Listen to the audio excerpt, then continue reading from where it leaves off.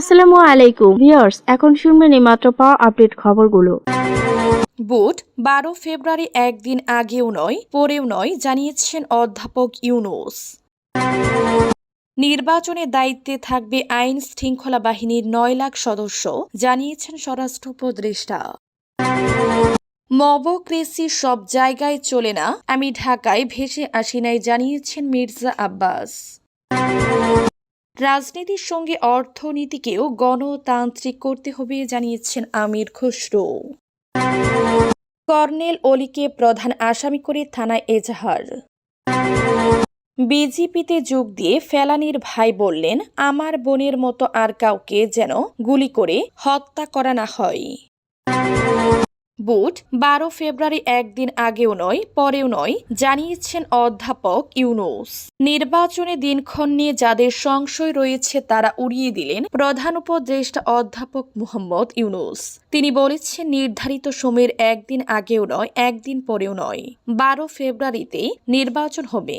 ঢাকার রাষ্ট্রীয় অতিথি ভবন যমুনায় যুক্তরাষ্ট্রের 2 সাবেক জ্যেষ্ঠ কূটনীতিক গম্বিস ও মর্স টেনেলের সঙ্গে সাক্ষাৎকারে অধ্যাপক মোহাম্মদ ইউনূস এ কথা বলেন বলে বাসস জানিয়েছে।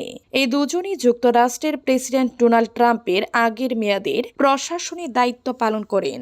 জুলাই গণ অভ্যুত্থানের পর ঘটিত অন্তর্বর্তী সরকার আগামী 12 ফেব্রুয়ারি ত্রয়োদশ সংসদ নির্বাচন ও গণভোট আয়োজনের সিদ্ধান্ত নেয়। তফসিল ঘোষণার পর মনোনয়নপত্র দাখিল হয়ে গেছে।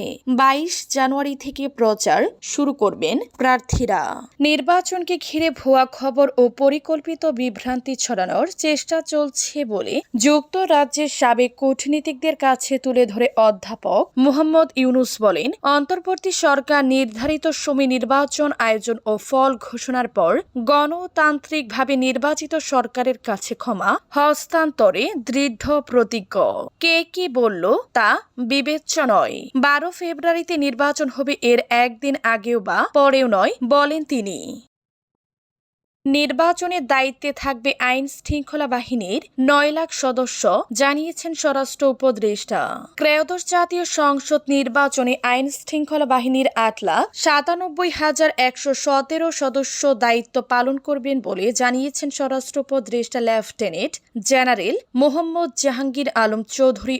বুধবার 14 জানুয়ারি সকালে চট্টগ্রামের সাতকানিয়ার বাইতুল ইজ্জেতে অবস্থিত বিজিবির ঐতিহ্যবাহী প্রশিক্ষণ প্রতিষ্ঠানে বিজেপির 104তম রিক্রুট ব্যাচের প্রশিক্ষণ সমাপনী কুচকাওয়াজ শেষে প্রধান অতিথির বক্তব্যে তিনি এই কথা জানান। এর মধ্যে 37,453 জন বিজেপির সদস্য দায়িত্ব পালন করবেন বলে জানান তিনি।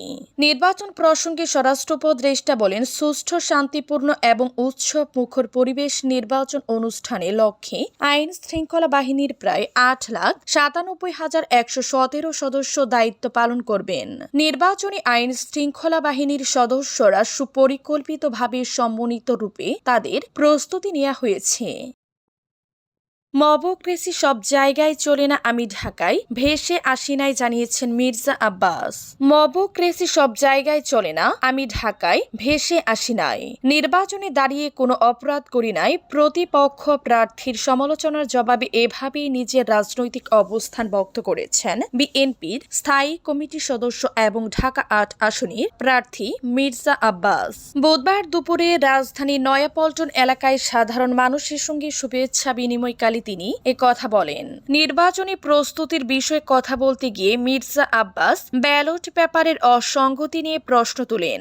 তিনি অভিযোগ করে বলেন, ব্যালট পেপারে যা দেখছি সেটা উদ্দেশ্যমূলক। নির্বাচন কমিশনের উচিত এটি দ্রুত ঠিক করা। তিনি জানান, তারা আনুষ্ঠানিক কোনো প্রচারণা চালাচ্ছেন না, সাধারণ মানুষের সঙ্গে যোগাযোগ রক্ষা করছেন।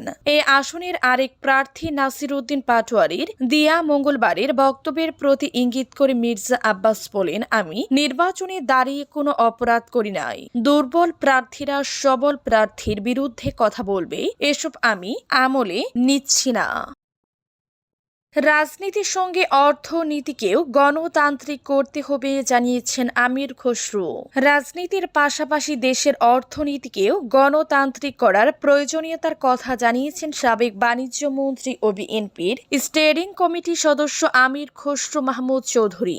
বুধবার 14 জানুয়ারি ইন্টারন্যাশনাল কনভেনশন সেন্টার বসুন্ধরায় 15তম গ্রেপ এক্সপো 2026 ও পার্লামেন্টে বাংলাদেশ 2026 উপলক্ষে আয়োজিত উদ্বোধনী অনুষ্ঠানে তিনি এসব কথা বলেন। আমির খসরু বলেন, ব্যবসা বাণিজ্য প্রায় সব ক্ষেত্রে আমাদের বাংলাদেশ একটি অতি নিয়ন্ত্রিত দেশ।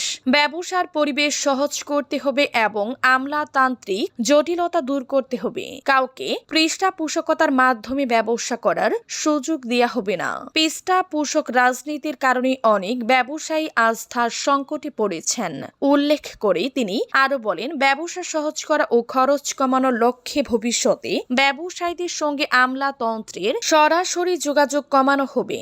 সব কার্যক্রম ধীরে ধীরে ডিজিটাল পদ্ধতিতে সম্পূর্ণ করা হবে।